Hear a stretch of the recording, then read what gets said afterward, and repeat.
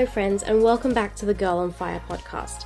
On this week's episode, we're going to be talking about investing and why it's so important, especially for women and even if you aren't chasing fire. So really briefly, what is investing? It's basically growing your money. It's important to understand the difference between earning money and growing money.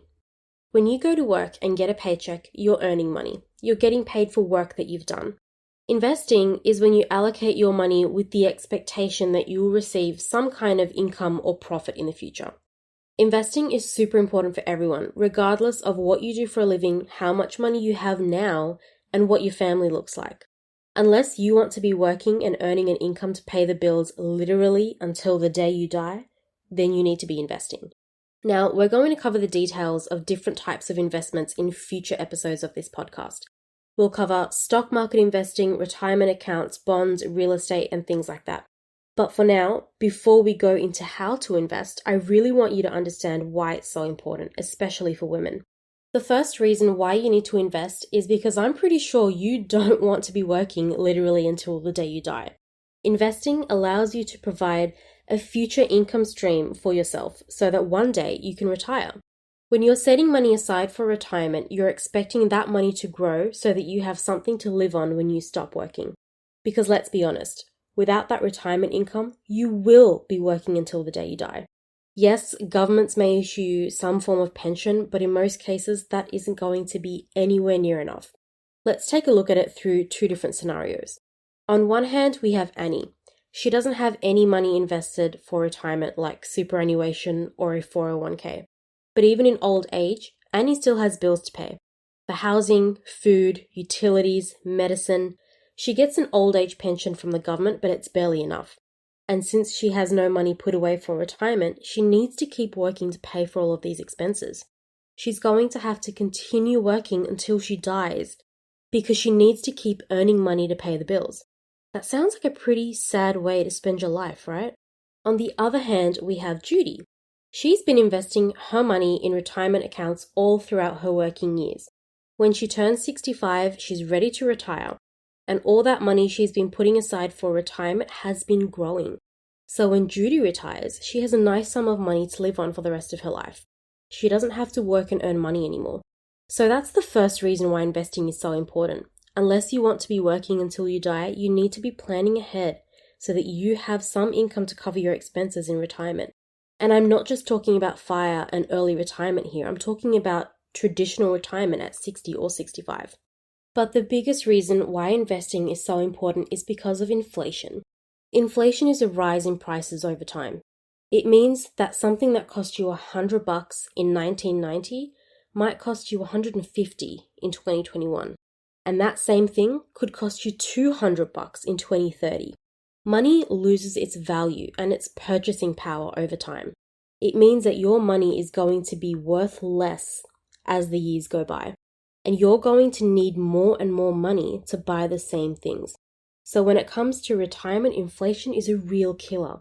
It eats away at your money.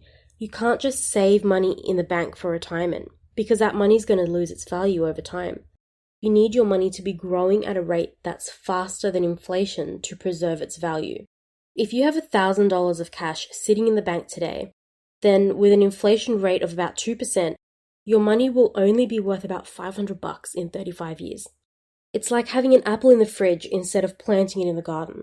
If you keep the apple in your fridge, it doesn't have a chance to grow, then later when you're ready to eat it, half of it has already rotten. And no matter how hard you worked for that apple, you only get a small piece of it.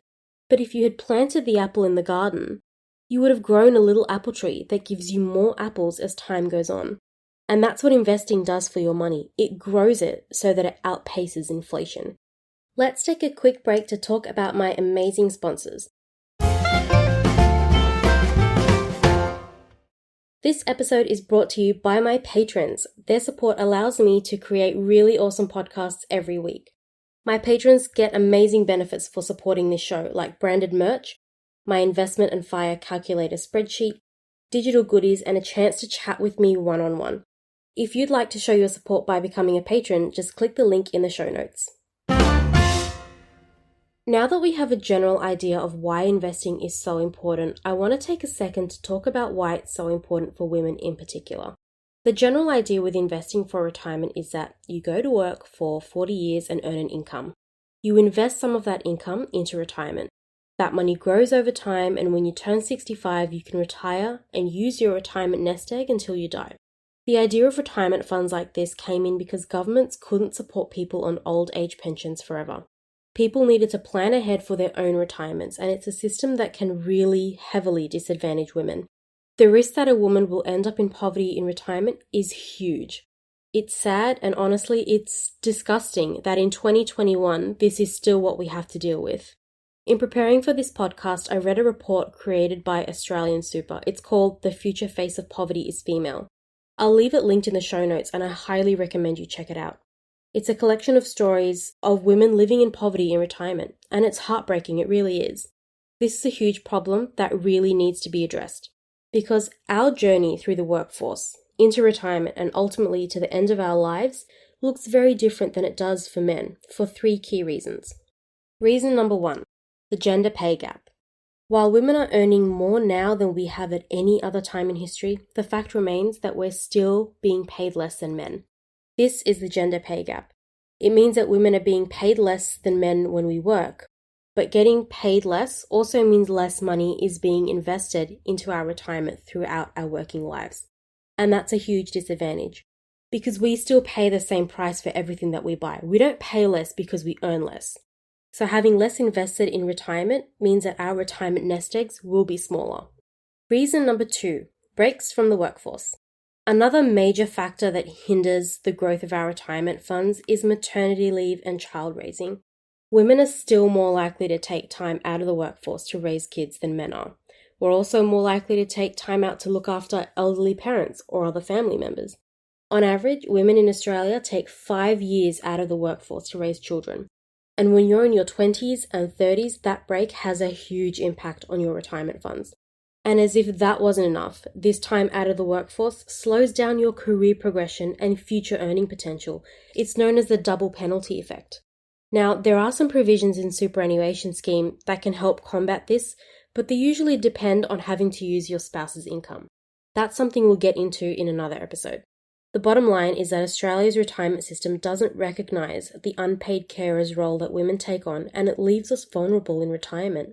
The current system favours high-income earners who work full-time and uninterrupted until retirement, but women are more likely to work part-time and take breaks with their caring responsibilities. Number 3, longevity risk. Longevity risk is the risk of running out of money before you die, and it's a risk that's super prevalent for women, more so than men. Why? Because we generally have a longer life expectancy. On average, we live 5 years longer than men do. We can still retire at 65, but it means we need more money in retirement because we're going to live longer.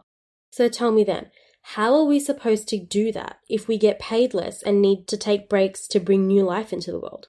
Now, in Australia, this is a well-known fact. The ABS actually gives statistics on the average balance people should have in their super at different ages. And it's always lower for women than it is for men. Women currently retire with about 42% less in super than men do. It's a known and, in my opinion, accepted fact that women will retire with less money than men, even though we're going to live longer. Yes, there are movements to close this gap, but change is slow and hard, and we don't have time to wait for it.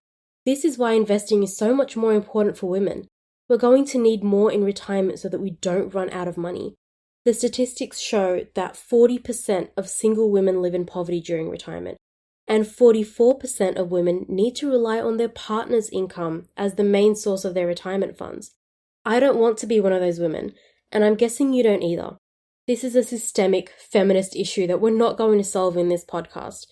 And as much as it breaks my heart to say it, I don't think I'm going to see this issue solved in my lifetime. And I sure as hell am not going to wait around for it. So that's why it's important to invest and grow your money. We need enough. And the government won't help. They've actually rejected a number of Senate recommendations to improve the equality of the system. It's going to be up to us. And that's all I have for you guys today. On next week's episode, we're going to be talking about 7 key things you need to look for when you're choosing a brokerage account. It's going to be super interesting, so you're definitely not going to want to miss it. I'd love it if you would please rate and review this podcast on iTunes. It's a small effort on your part that really helps me out. I don't want you to miss any future episodes, so be sure to subscribe on Apple Podcasts or anywhere you get your podcasts. If you found this episode interesting or helpful, then please share it with someone who you think would enjoy it too. As always, a massive thank you to my patrons for supporting this show. Their support makes it possible for me to create and share this content and grow this podcast. If you want to support the Girl on Fire podcast, head to Patreon and become a patron. All the links are in the show notes. My patrons get amazing benefits for supporting this show, like branded merch, my investment and fire calculator spreadsheet, digital goodies, and a chance to chat with me one-on-one. There are a number of tiers you can join, or you can pledge a custom amount that suits you. Thanks for listening, and I'll chat to you in the next one. Bye!